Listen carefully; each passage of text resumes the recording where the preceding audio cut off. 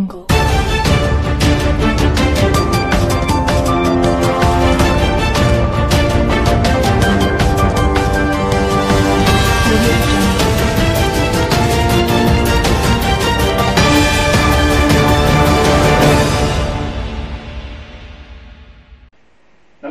వార్తలకు స్వాగతం ముందుగా ముఖ్యాంశాలు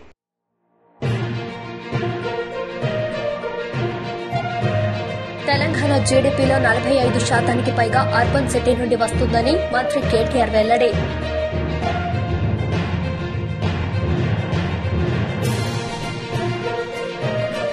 వృత్తి భద్రత, ఆర్థిక భద్రత, ఇతర సమస్యలపై పవన్ కళ్యాణ్ కి వినతి పత్రం అందించిన రేషన్ డీలర్లు.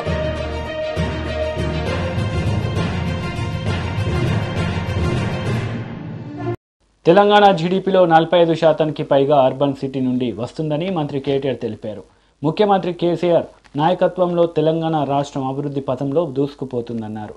తాజ్ డెక్కన్ హోటల్లో టైమ్స్ ఆఫ్ ఇండియా ఆధ్వర్యంలో నిర్వహించిన రీప్లానెట్ కార్యక్రమంలో ముఖ్య అతిథిగా కేటీఆర్ పాల్గొని మాట్లాడారు. 70% of Microsoft's revenue also comes from 80 cities across the world. So cities have become magnets for investment. Cities have become magnets for migration, urbanization, primarily because people migrate to cities in search of better livelihood opportunities, better education facilities, better healthcare facilities. In general, better living standards is what they come in anticipation of. As a result, what we are witnessing today is Mr. Nitin Gadkari, Honorable Minister, Union Minister, keeps referring to this, and let me paraphrase him a bit. Mr. Gadkari keeps telling us whenever we meet him that whatever urbanization has happened over the last 5,000 years is likely to happen over the next 50 years. The same quantum of urbanization that has happened in the last 5,000 years will be happening again, will be repeating itself over the course of next 50 years. So that kind of points you to the enormity of the challenge at hand for all of us. The importance of urban areas, of course, cannot be overruled. It can be gauged from the fact that while urban areas in terms of geographical expanse constitute for 5%, but they contribute to 46% of the population in Telangana and to about 2/3 of the GSDP of the state. To put it in numbers, let me put it this way. If you look at Telangana as a state, our geographical area that the state currently kind of covers or extends to is about 1,12,000 square kilometers, out of which Hyderabad alone is 675 square kilometers. But if you look at other urban pockets also in the entire state of Telangana, it would not be more than 2,000 square kilometers. So what are we talking about here? 1,12,000 square kilometers versus 2,000 square kilometers. But if you look at the population, 46.8% of the population is in this 2,000 square kilometers, whereas the remaining population is in the rest of 1,10,000 square kilometers. So that kind of goes to show you why the urban infrastructure keeps crumbling. Because the density of population, the paucity of space, that presents a huge challenge to the entire urban development department that I head. As I just pointed out, the socio-economic outlook of Telangana 2022 actually shows that Telangana's urban population is 46.8 compared to the national average of 31.16. That makes us one of the most urbanized states in the country. I think we are the third most urban state after Tamil Nadu, which is at 48.45, and Kerala at 47.23, and right after us is Maharashtra at 45.23. So that makes Telangana one of the most urbanized states in the entire country, and we are also one of the fastest growing urban economies in the country. When the state of Telangana was formed in 2014, we had 68 ULBs, the urban local bodies. But now the number has been increased to 142. That includes Hyderabad as well. Hyderabad, while we have still many challenges and many issues to tackle, I'm happy to share with you that over the last 5 years, and more particularly from the period 2015 until 2020, Hyderabad has been rated consistently by Mercer as the best city in India on the quality of living index, and I'm very, very proud of the fact that this has come even despite all the challenges after the new state was formed, the transition, etc., etc. But our goal is not just to be the best in India. Our ambition is larger. We are audacious in terms of vision, because our Honorable Chief Minister will not rest on laurels. He's not somebody who's content being known as the best in India. He's given us a task. He's asked us to be one among the best cities, best top 25 cities in the world in terms of livability index. And that's a humongous task, because if you look at the global rankings, while Hyderabad is number 1 in India in terms of livability, on the world index we are still 140. So that gives us another huge task in terms of moving up that ladder, because it's a huge task. So what are we doing? What are we trying to do to ensure that we live up to that vision? What are we trying to do to ensure that Hyderabad actually becomes a sustainable city in terms of all the methods, practices that we follow? One of the things I will talk about today, which I'm very proud of, our Metro Water Supply and Sewerage Board's MD is here, Dana Kishore. Let me also tell you something that I'm truly proud of. Hyderabad will become the first city in India come March, April next year, which would be treating every single drop of sewerage. We have undertaken a humongous task, are setting up nearly 31 sewerage treatment plants with a capacity of 1,259 MLD of sewerage waste, costing us about 3,866 crore. And once completed at a secondary level, this treatment would be of secondary level and backed by legislation. This will make Hyderabad, among all Indian cities, the first city to have achieved 100% treatment of sewerage, which I'm very proud of. And I do believe this will set a new benchmark for the rest of India. Now, how do we plan to reuse this water, treated water? We plan to reuse in construction, because construction is happening very aggressively across the city and also neighboring areas. We plan to mandate utilization of treated water by all the builders and construction companies, and we also will be using it for landscaping activities and horticulture activities. We could potentially also, in fact, use this water, treated water, to cool the furnaces and thermal plants and to do a number of other things as well. The second important intervention that I would like to talk about is effective management of surplus runoff water, especially during floods in Hyderabad. A lot of people complain, a lot of people talk about how cities in India, cities across the world are not equipped, fully to handle flood-like situations. Robin talked about climate change. Climate change, global warming was a topic that we used to read about in newspapers. Look at it, glance at it for a minute, and then used to say, okay, this is not my concern. This possibly is happening elsewhere in the world, not in my backyard. That was the approach earlier. But now, we all know climate change is real. It's already knocking on your doors. It's already at your doorstep. It's affecting all of us. As a person who's involved in public life, as a policy maker, I've been witnessing some very disturbing changes across different seasons. We are now accustomed to unseasonal rains in October. And we are also accustomed to, unfortunately, late arrival of monsoons. We are also accustomed to cloudbursts. And we are accustomed to 45, 46 degrees temperatures in summer. Now, these are unusual patterns. These are exceptional patterns. But looks like exception is going to become the norm. Expecting the unexpected is going to be the challenge for governments.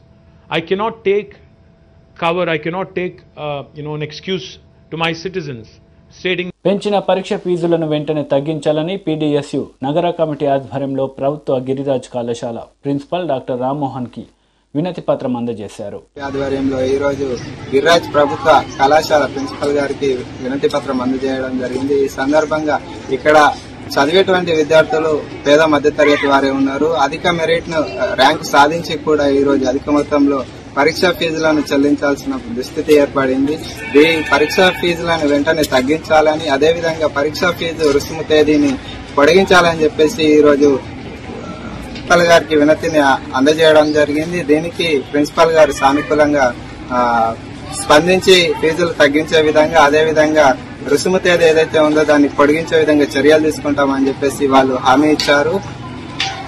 అంటే ఈ పరీక్ష fee తగ్గించకపోవడం గాని లేదా రుసుమును చెల్లించేటట్లయితే పెద్ద ఎత్తున ఆందోళన నిర్వహిస్తామని చెప్పేసి హెచ్చరిస్తా ఉన్నాం. కామారెడ్డి ఎమ్మెల్యే ప్రభుత్వ విప్ గంప గోవర్ధన్ తన నివాసంలో విలేకరుల సమావేశం నిర్వహించారు. ఈ సందర్భంగా పలు అంశాలపై ఆయన మాట్లాడారు. కామారెడ్డి ఎమ్మెల్యే ప్రభుత్వ విప్ గోవర్ధన్ తన నివాసంలో విలేకరుల సమావేశం నిర్వహించారు. మీడియాని ఉద్దేశించి ప్రభుత్వ విప్ గంప గోవర్ధన్ మాట్లాడుతూ తెలంగాణ రాష్ట్ర గౌరవ సీఎం కల్వకుంట్ల చంద్రశేఖరరావు తన స్పెషల్ డెవలప్మెంట్ ఫ్రంట్స్ నుండి జీవో నంబర్ 365 ప్రకారం కామారెడ్డి నియోజకవర్గంలో బీటీ రోడ్డు నిర్మాణ పనులకు 34,20,40,000 రూపాయలు మంజూరు చేయడం జరిగిందని ప్రభుత్వ విప్ గంప గోవర్ధన్ అన్నారు.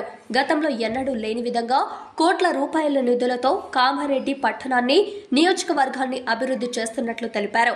రానున్న రోజుల్లో కామారెడ్డి నియోజక అభివృద్ధికి కృషి చేస్తానని అన్నారు. గౌరవ సీఎం కేసీఆర్ తన స్పెషల్ డెవలప్మెంట్ ఫ్రంట్స్ నుండి 34,20,40,000 రూపాయలు మంజూరు చేసినందుకు కామారెడ్డి నియోజకవర్గ ప్రజల తరపున ప్రత్యేక కృతజ్ఞతలు, ధన్యవాదాలు తెలుపుతున్నామన్నారు. కామారెడ్డి మెడికల్ కాలేజ్ కొరకు 235 కోట్లు ఇప్పటికే మంజూరు చేయడం జరిగిన విషయం మనందరికీ తెలిసిన విషయమే అన్నారు. త్వరలో సీఎం కేసీఆర్ చేతుల మీదుగానే శంకుస్థాపన కూడా చేయడం జరుగుతుందని అన్నారు. ఈ కార్యక్రమంలో రాష్ట్ర Urdu academy chairman Mujeebuddin, MPP Pippiri Anjaneyulu, ZPTC Rama Reddy, market committee chairman Pippiri Venkat, అధికార ప్రతినిధి బలవంతరావు, గేరిగంటి లక్ష్మీనారాయణ, ప్రజా ప్రతినిధులు పాల్గొన్నారు. కామారెడ్డి నియోజకవర్గానికి గౌరవ ముఖ్యమంత్రి కేసీఆర్ గారు తన స్పెషల్ డెవలప్మెంట్ ఫండ్ నుండి జీవో నెంబర్ 365 ప్రకారం 15 నూతన బీటీ రోడ్లు మంజూరు చేయడం జరిగింది. దానికి 34,20,40,000 రూపాయలు మంజూరు చేయడం జరిగింది. గత కొన్ని రోజులుగా వివిధ గ్రామాల ప్రజలు మాకు ఈ రోడ్డుతోనే అనుకూలం ఉంటుంది, మాకు ఈ బీటీ రోడ్లు చేసినట్లయితే బాగుంటుందని విన్నవించిన పిదప నేను గౌరవ ముఖ్యమంత్రి గారికి రిక్వెస్ట్ చేస్తే ఈరోజు 15 గ్రామాలకు రోడ్లు ఇచ్చి దీనిలో లింకు గ్రామాలు కూడా చాలా ఉన్నాయి. దానికి 34,20,40,000 రూపాయలు మంజూరు చేయడం జరిగింది.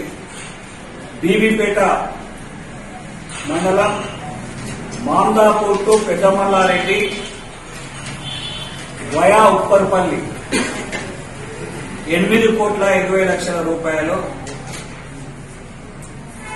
దోమకొండ మండలం ఆర్ఎండ్బి రోడ్ నుండి ఒడ్డెర కాలనీ వయా అంబారిపేట్ 1,20,00,000 రూపాయలు. రామారెడ్డి మండలం తూంపల్లి ఆర్ఎండ్బి రోడ్ నుండి బట్టుతండ వయా వాసురాం తండ 1,65,00,000 రూపాయలు. బిగ్నూర్ మండలం లక్ష్మీదేవునిపల్లి నుండి బంజర్ల వరకు 2 కోట్ల రూపాయలు. కామారెడ్డి మండలం గూడెం నుండి తిమ్మపల్లి వరకు 2,09,40,000 రూపాయలు. మండలం గరుగుల్ నుండి షాబ్దీపూర్ వరకు 2,47,00,000 రూపాయలు. బీబీపేట మండలం మల్కాపూర్ నుండి సిరిగాల వయా నక్కలకుంట కట్ట వరకు 1,60,00,000 రూపాయలు. బిగ్నూర్ మండలం రాగట్లపల్లి నుండి బస్వాపూర్ వరకు 2 కోట్ల రూపాయలు. బీబీపేట మండలం ఇస్సానగర్ నుండి నందగోకులంకు 1,20,00,000 రూపాయలు. అదేవిధంగా బీబీపేట మండలం జనగామ నుండి అంబార్పేట్ పిఆర్ రోడ్ వరకు 2,87,00,000 రూపాయలు. దోమకొండ మండలం అంచనూరు నుండి అంబార్పేట్ రోడ్ వరకు 1,20,00,000 రూపాయలు మంజూరు చేయడం జరిగింది. అదేవిధంగా బిగ్నూర్ మండలం అంతంపల్లి నుండి లక్ష్మీదేవిపల్లి రోడ్డు వరకు 1,67,00,000 రూపాయలు మంజూరు చేయడం జరిగింది. దోమకొండ మండలం ముత్యంపేట గ్రామం నుండి పలువంచ వరకు 3,60,00,000 రూపాయలు మంజూరు చేయడం జరిగింది. అదేవిధంగా కామారెడ్డి మండలం చిన్నమల్లారెడ్డి ఆర్ఎండ్బి రోడ్డు నుండి తిమ్మపల్లి రోడ్డు వయా బీసీ కాలనీ 45,00,000 రూపాయలు మంజూరు చేయడం జరిగింది. అదేవిధంగా బిక్నూరు మండలం తిప్పాపూర్ ఆర్ఎండ్బి రోడ్ నుండి మల్లికార్జున నగర్ వరకు 2 కోట్ల రూపాయలు మంజూరు చేయడం జరిగింది. ఈ విధంగా 15 కొత్త రోడ్లు బీటీ రోడ్లు మంజూరు చేయడం జరిగింది. దానికి 34,20,40,000 రూపాయలు ఎస్డిఎఫ్ స్పెషల్ డెవలప్మెంట్ ఫండ్ గౌరవ ముఖ్యమంత్రి కేసీఆర్ గారు మంజూరు చేయడం జరిగింది. కామారెడ్డి ప్రజల తరఫున గౌరవ ముఖ్యమంత్రి కేసీఆర్ గారికి మనస్ఫూర్తిగా కృతజ్ఞతలు తెలియజేస్తా ఉన్నాను. అదేవిధంగా ఇంకా కొన్ని ఆర్ఎండ్బి రోడ్లను కూడా గౌరవ ముఖ్యమంత్రి గారి దృష్టికి తీసుకెళ్లడం జరిగింది. అవి కూడా ఒక వారం 10 రోజుల్లో వాటిని కూడా మంజూరు చేయడం జరుగుతుందనే సంగతిని గుర్తు చేస్తా ఉన్నాను. భారత దేశాభివృద్ధి దేశ సాంకేతికత పెరుగుదలతో ముడిపడి ఉందని భారత విదేశాంగ మంత్రి డాక్టర్ ఎస్ జయశంకర్ అన్నారు. న్యూఢిల్లీలో జరుగుతున్న గ్లోబల్ టెక్నాలజీ సమిట్ 7వ ఎడిషనల్లో ఆయన మాట్లాడారు. Data is the new oil. The fact is more and more things are technologically driven, and we need to understand that there's a very strong political connotation which is inbuilt really into technology. You know, there's a completely different world there where the building of deep strengths is actually going to determine our capabilities. So to my mind, in a way, you know, what we in India call Atmanirbhar Bharat, which is like a self-reliant India, you can say a kind of an economic strategic autonomy. That is today going to be key for global rebalancing. That big players are going to consciously strive to be technologically more, I don't want to be self-sufficient, but technologically more capable in order for rebalancing to actually take place. వృత్తి, ఆర్థిక భద్రత, ఇతర సమస్యలపై పవన్ కళ్యాణ్కి వినతి పత్రం అందజేశారు ration డీలర్లు. ఈ సందర్భంగా జనసేన అధినేత పవన్ కళ్యాణ్ మాట్లాడారు. మీరు స్టేట్మెంట్ ఇచ్చినాక మాకు రావాల్సిన 175 కోట్లు డబ్బులు వచ్చినాయి సార్. అప్పుడు వచ్చినాయి సార్. తర్వాత ఏంటంటే సార్, ఇప్పుడు మాకు మెయిన్ ఏంటంటే మాకు భద్రత కరువు అయిందండి. వెహికల్స్ పెట్టారు కదండి, ఇంటికి డెలివరీ అనేది పెట్టేటప్పటికి అది పనిచేస్తుందా? అది ఏదో వాళ్ళ పనిచేస్తుంది, వాళ్ళ దృష్టిలో పనిచేస్తుంది. అది ప్రజలైతే ఇబ్బంది పడుతున్నారని. మెయిన్ మేమనేది ఏంటంటే సార్, ఇప్పుడు ఈ వెహికల్స్ పెట్టడం వల్ల ఆహార భద్రతా చట్టానికి విరుద్ధంగా ఇది జరిగిందండి. దానికి కారణం ఏంటంటే ఆథరైజేషన్ ఉన్న డీలర్లకి పంపిణీ చేయాలి చట్ట ప్రకారం. ఇది ఆ విధంగా కాకుండా ఎటువంటి పరిస్థితుల్లో మా నుంచి పంపిణీ తీసేసి వేరే వాళ్ళకి ఇచ్చారండి. ఆహార భద్రతా చట్టం ఏం చెబుతుందంటే, డీలర్లు అనేవాళ్ళు ఈ పీడిఎస్ సరుకులు అమ్ముకుంటే ఆ కమిషన్ కుటుంబం జీవించడానికి చాలదు కాబట్టి ప్లస్ నాన్ పీడిఎస్ సరుకులు కూడా అమ్ముకోండి, ఒక 10,000 రూపాయలు అదనంగా మీరు సంపాదించుకుని ఆదాయం పొందమన్నారు సార్. 2019లో జీవో నెంబర్ 5 ఇచ్చారు సార్. చనిపోయిన డీలర్లకు ఎవరికైనా 15,000 రూపాయలు మట్టి ఖర్చులు కానీ, సంక్షేమ నిధి కానీ, హెల్త్ కార్డులు, ఇన్సూరెన్స్ సౌకర్యం కల్పించారు సార్. అది ఇంతవరకు అమలు చేయలేదు సార్. ఇంకోటి ఏంటంటే దిగుమతి కూలి కూడా రద్దు చేశారు సార్. అది 2019 ఏప్రిల్ నుంచి అమలు రావాల్సినటువంటి సర్క్యులర్ని టుడే వరకు కూడా అది అమలు చేయలేదు సార్. దానివల్ల మాకు నెలకు ఒక 4 కోట్ల రూపాయలు ఆదా అవుతుంది సార్. ఈ వ్యవస్థ పుట్టిన దగ్గర నుంచి ఖాళీ గోతాలు అనేది డీలర్లకే చెందుతున్నాయి సార్. మనం బియ్యం పంపిణీ చేసిన తర్వాత మిగిలిన గోతాలు డీలర్లు అమ్ముకుని ఆదాయం పొందుతున్నారు సార్. అది ఇటీవల ఏం చేశారంటే జీవో నెంబర్ 10 ఇచ్చి ఆ ఖాళీ గోతాలు కూడా డీలర్ల దగ్గర నుంచి తీసుకుని అవి ఏం చేస్తున్నారంటే ప్రభుత్వం అమ్ముకునుద్దండి. ప్రభుత్వం గోతాలు కూడా అమ్ముకుంటుందా?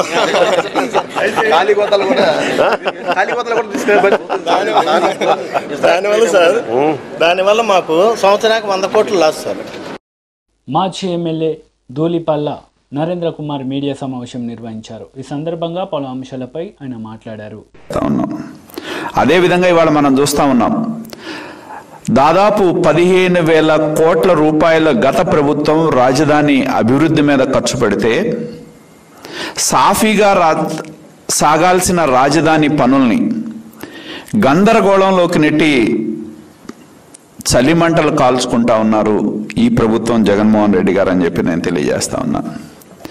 ప్రతిపక్షంలో ఉన్నప్పుడు పవిత్రమైన శాసనసభలో ప్రతిపక్ష నాయకుడిగా రాజధాని కోసం 33,000 ఎకరాలు కావాలని, రాజధాని అమరావతికి నా సంపూర్ణ మద్దతు అని పలికిన జగన్మోహన్ రెడ్డి గారు అధికారంలోకి వచ్చిన తర్వాత వంచన చేసిన చరిత్ర అయిందని చెప్పి నేను తెలియజేస్తా ఉన్నా. ఎందుకంటే ఇవాళ మనం చూస్తే ఈ దేశంలో 29 రాష్ట్రాలు ఉంటే రాజధాని లేని రాష్ట్రం ఏది అంటే ఆంధ్రప్రదేశ్ అని చెప్పుకునే ఒక ఘన చరిత్రని మనకు తీసుకొచ్చిన ముఖ్యమంత్రి జగన్మోహన్ రెడ్డి అని చెప్పి తెలియజేస్తా ఉన్నా. ఇవాళ ఒక్కసారి మనం ఆలోచన చేయాల్సిన అవసరం ఉంది.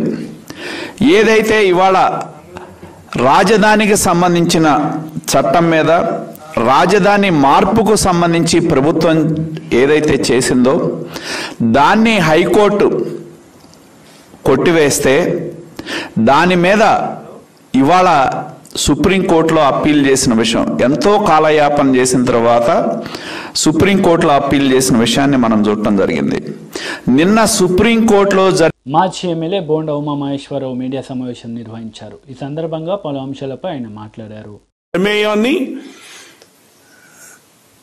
సిబిఐ ఛార్జ్ షీట్ లో స్పష్టంగా పేర్కొన్నా ఎందుకు 2019 మార్చి 15వ తారీఖు జరిగినటువంటి నీ సొంత కుటుంబంలో నీ సొంత బాబాయ్ హత్యలో నువ్వెందుకు నిందితుల్ని పట్టుకోలేకపోయావు? ఇవాళ ప్రజలు అడుగుతున్నారు. ఇవాళ సుప్రీంకోర్టు తీవ్రమైనటువంటి వ్యాఖ్యలు చేసింది ఈ కేసు విషయంలో. జగన్ రెడ్డి చాలా తీవ్రమైనటువంటి వ్యాఖ్యలు చేసింది. న్యాయం జరుగుతుంది అనేది కాదు, జరిగినట్టు కనపడాలి. న్యాయం జరుగుతుంది అని ప్రచారం చేయటం కాదు, జరిగినట్లు కనపడాలని దేశంలో అత్యున్నత న్యాయస్థానం కామెంట్ చేసిందంటే నువ్వు సాక్ష్యాల్ని ఏ విధంగా తారుమారు చేస్తున్నావు? సుప్రీంకోర్టు హత్య కేసులో ఆధారాల్ని ధ్వంసం చేశారు అని మళ్ళా ఇవాళ కూడా కన్ఫర్మ్ చేసింది. అగైన్ సిబిఐ ఎంక్వైరీలో అదే తేలింది, సిబిఐ ఛార్జ్ షీట్లో అదే చెప్పింది. ఇవాళ అత్యున్నత న్యాయస్థానం, దేశంలోనే అత్యున్నత న్యాయస్థానం సుప్రీంకోర్టు వివేక హత్య కేసులో ఆధారాల్ని ధ్వంసం చేశారు అని చెప్పి వ్యాఖ్యానిస్తే ఇంకా నువ్వేం మాట్లాడతావు? ధ్వంసం చేసింది ఎవరు? మొదట వెళ్ళింది ఎవరు? అవినాష్ రెడ్డి వెళ్ళాడు. అవినాష్ రెడ్డి అనుచరుడు వెళ్ళారు. అంటే ఎవరైతే హత్య చేశారో, ఎవరైతే హత్య చేయించారో వాళ్లే వెళ్ళి అక్కడికి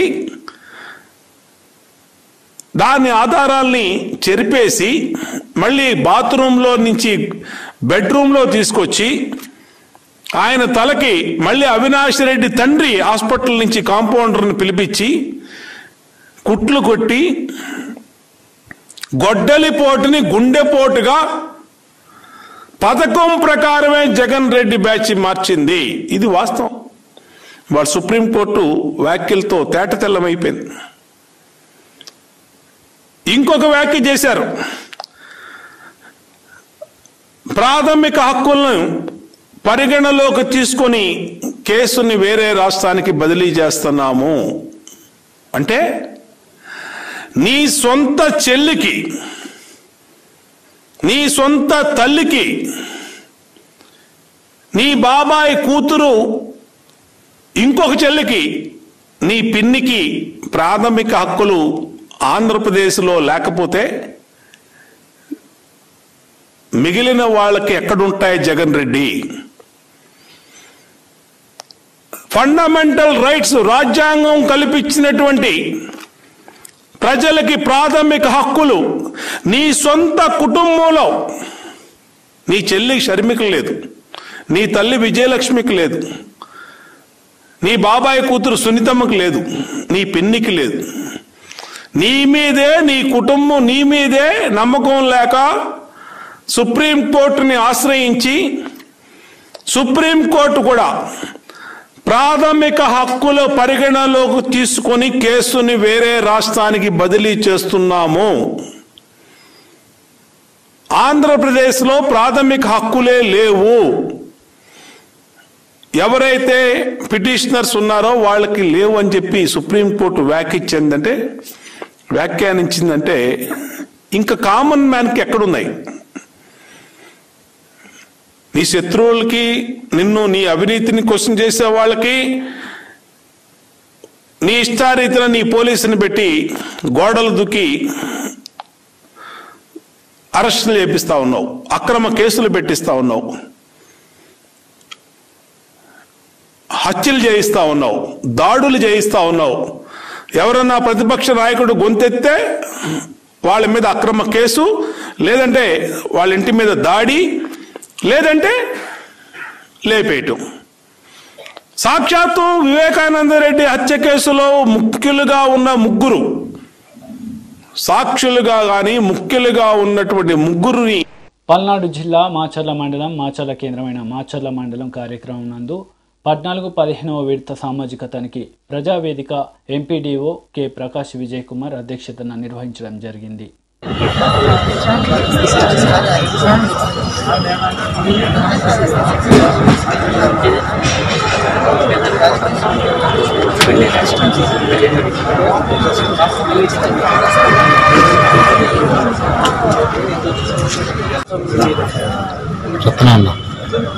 మరి నువ్వు చెప్పిన వివరణ రాయలేదా? ఏమంటే జిఆర్పి సార్ అతను వివరణ వినాలిగా మీరు, అతను ఏం చెప్తుంది వినాలిగా మీరు. ఆ వివరణ చెప్తే ఆ వివరణ రాసేవన్నా సార్ అక్కడ చెప్పలేదా?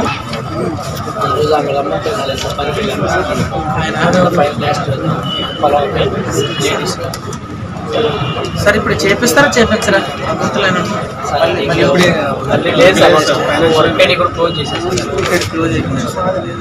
ఆమె బెనిఫిషియర్ అడిగితే ఇదంతా నాకు తెలియదు, మా కొడుకు అంతా చూసుకుని తెలియదు సార్. లెవెలింగ్ వర్క్లు ఎక్కడ కూడా ప్రాబ్లం లేదు, చక్కగా జరిగి రిపోర్ట్ ఇచ్చారు. మొక్కలు మాత్రం రోడ్లో నాటి మొక్కలు చనిపోయి అన్నీ కూడా తిరిగి మళ్ళీ నాటించేదానికి ఆదేశాలు ఇచ్చాం. అది ఇన్షూర్ చేసుకుంటాం. కొన్ని ఏరియాలో ఇగ్నోర్ చేశానన్నారు, నిజమేనా? ఇట్లా మొక్కలు నాటే విషయంలో కూడా కొన్ని నాకు అవసరం లేదు అన్నట్లుగా కూడా కొన్ని వాదనలు వినిపిస్తున్నాయి, నిజమేనా? ఎవరు అవసరం? విలేజర్స్ వద్దంటున్నారా? మనకి పల్నాడు ఏరియాలో ఇక్కడ ఈరోజు మన మాచర్ల మండలంలో సోషల్ ఆడిట్ ఓపెన్ ఫోరం జరుగుతుంది.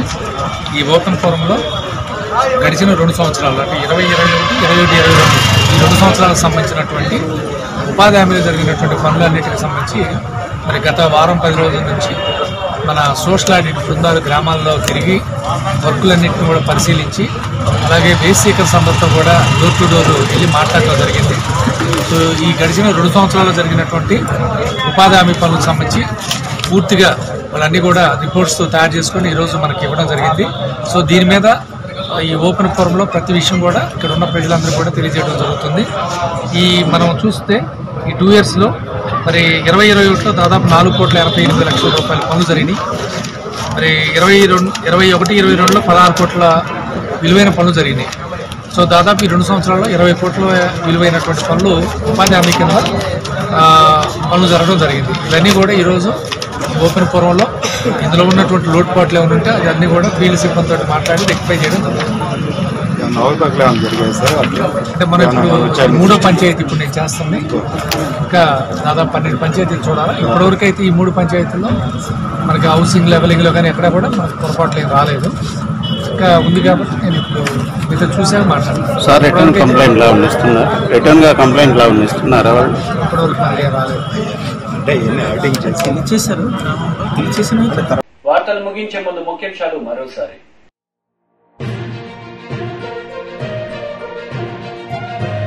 తెలంగాణ జీడీపీలో 45% పైగా అర్బన్ సిటీ నుండి వస్తుందని మంత్రి కేటీఆర్ వెల్లడి.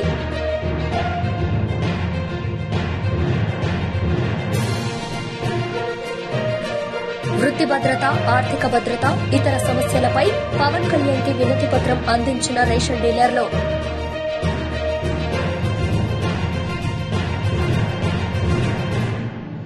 ఈ వార్తలు ఇంతటితో సమాప్తం. తిరిగి ప్రసారమయ్యే వార్తలు మళ్ళీ కలుద్దాం. అంతవరకు సెలవు. నమస్తే.